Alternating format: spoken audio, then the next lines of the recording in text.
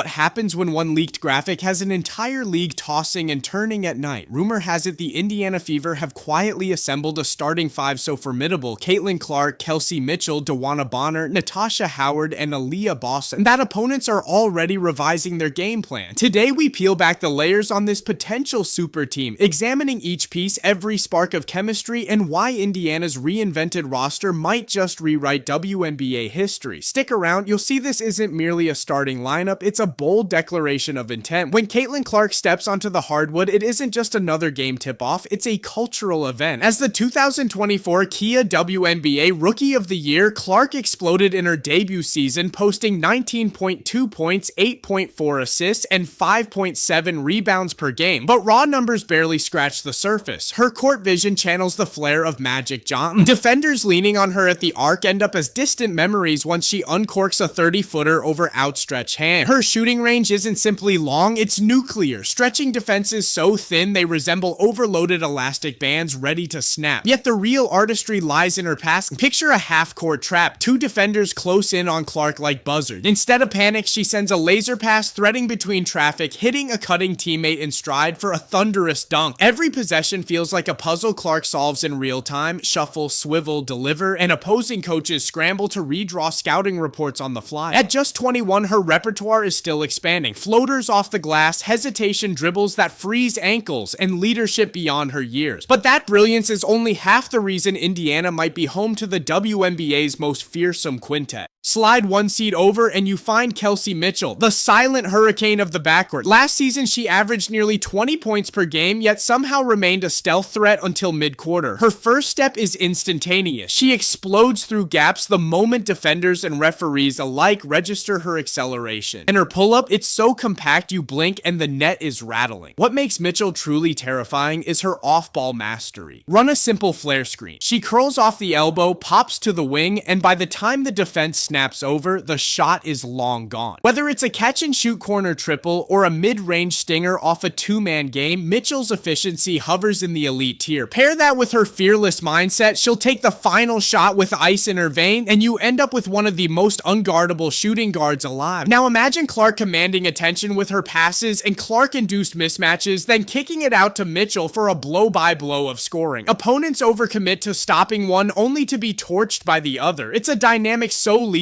it makes coaches erase help defense from their playbooks. And if you think that duo alone is enough to keep every contender awake, wait until you meet Indiana's veteran backbone. Enter DeWanna Bonner and Natasha Howard, two names that redefine what veteran presence means. Bonner, the postseason gunslinger, arrives with 3 WNBA titles in tow, each carving her as the ultimate clutch performer. At 6 feet 1 inch, she stretches the defense with deep threes, draws contact in the paint with an unshakable drive, and shifts laterally to guard wings across 3 positions. Her highlights read like a masterclass in adaptability. One moment, she's draining contested triples. The next, she's crashing the glass for an offensive board. Howard complements that skill set with pure defensive mastery. A 2-time all-defensive team member, she thrives in chaos. In transition, her 6 feet 3 inches wingspan intercepts would-be pass, triggering fast break dunks that snap backcourt confidence in half. In half-court sets, she latches onto ball handlers with suffocating pressure, forcing whistles or turnover force jumpers. Together, Bonner and Howard bring the physicality and savvy Indiana lacked last year. A twin engine of experience and toughness ready to grind out 40 minutes of ferocity. When Bonner hunts mismatches on the wing and Howard disrupts the dribble in the backcourt, the supporting cast breathes easier. Opponents know that chasing Clark and Mitchell will invite Bonner's clutch shot or Howard's opportunistic steal. In fact, every time you see Howard's spike gap stance or Bonner's dead-eye pull, you sense that Indiana isn't just building for the regular season, they're constructing a pedigree primed for playoff warfare. Down low, Aliyah Boston stands as the modern marvel of post play. The 2023 Rookie of the Year's footwork would shame a ballet dance. Drop steps so sudden they leave defenders lunging at air. Drop step hooks that arc off the glass with surgical touch and offensive rebound timing so precise you swear she has a sixth sense for the ball's trajectory. But Boston's game isn't built on brute force alone, it's engineered intelligence. Every rep in the gym addresses a film-scouted flaw, be it overcommitment to her right hand or or hesitation against double team. The result is a post package so refined it's borderline unfair. But Boston isn't the sole engine in the paint. Brianna Turner, often the under-the-radar workhorse, transforms screens and rolls into offensive weapons. Her screens aren't mere blocks, they're seismic disruptions, forcing help defenders off the rim and creating seams for cutters or kickout. And when Turner flares to the wing or dives to the rim after a screen, she becomes an unexpected scoring threat, punishing defenses that forget to track her. Turner's willingness to set bone-rattling picks and then sprint to the bucket adds another dimension to Indiana's interior attack. Pair Boston's post mastery with Turner's pick-and-roll precision, and you have a front-court tandem that occupies every bit of real estate. Opposing bigs can't afford to cheat toward pick-and-pop shooters, yet sagging invites Boston's drop-step artistry. It's a chess match on hardwood with Boston and Turner as the grandmasters. When these two collide in a two-man game, look for defenses to fragment and watch the gaps widen for Clark, Mitchell, or Bonner to exploit. Championship rosters aren't forged on 5 starters alone, they're tempered by depth. On Indiana's second unit, Sophie Cunningham embodies the glue that binds. After a headline-making reassignment to 6th woman, Cunningham didn't sulk, she shined. Her catch-and-shoot triples keep defenses honest when the starters rest, and her willingness to chase down opponents' best scorers injects urgency into every defensive possession. She's the embodiment of next player up. Alongside her, Lexi Hall brings heat-check aggression from baseline to baseline. Don't let her newcomer label fool you. Hall's motor-driven full-court hounding turns inbound plays into 24-second clocks of chaos. And when she nails a quick strike 3 off a broken play, you feel the momentum shift immediately. Meanwhile, Sydney Colson steps in with veteran poise whenever Clark sits. Her calm decision-making and knack for finding the open cutter ensure the offense never skips a beat. This isn't a bench that marks the end of the moments, it's a second wave ready to sweep opponents away. The Fever system doesn't pause for substitutions, it amplifies. When the starters dial it back, the bench turns up the volume, matching lineups and maintaining the same frenetic pace, spacing, and defensive intensity.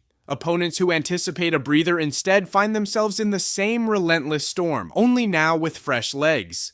All these weapons need an architect, and Stephanie White's offense is nothing short of genius. Forget static motion sets or rigid playbooks, instead Indiana runs an organized pandemonium fueled by read and react principles. Clark is unleashed to cut off ball after handoffs, duck under double screens, and reappear behind the arc in a heartbeat. Meanwhile, Bonner and Howard cycle through staggered screens, layering pick and roll actions until defenses splinter. On any given possession, a simple ball screen can morph into a pick and pop, a slip to the rim, or a backdoor cut, sometimes within the same second. The spacing is so precise it looks like a chessboard at warp speed. Each pass nudges the defensive structure a hair's breadth until it collapses. Defenses that blitz Clark are slashed by Boston's post entries. Those who sag concede Mitchell's catch and shoot dynamite. Depth makes no difference here. Every reserve checks in as a starter in White's fluid system. This blueprint isn't built on isolation, it's built on interaction. When Clark drifts to the corner, Mitchell's defender must follow or face an empty corner. If they chase both, Bonner's flare screen opens a 3. If they hedge, Turner's role becomes unstoppable. It's a self-perpetuating cycle of confusion, chaos that White channels into cohesion. The result, a 5-headed constellation of threats, each magnifying the others, all orbiting White's masterful system.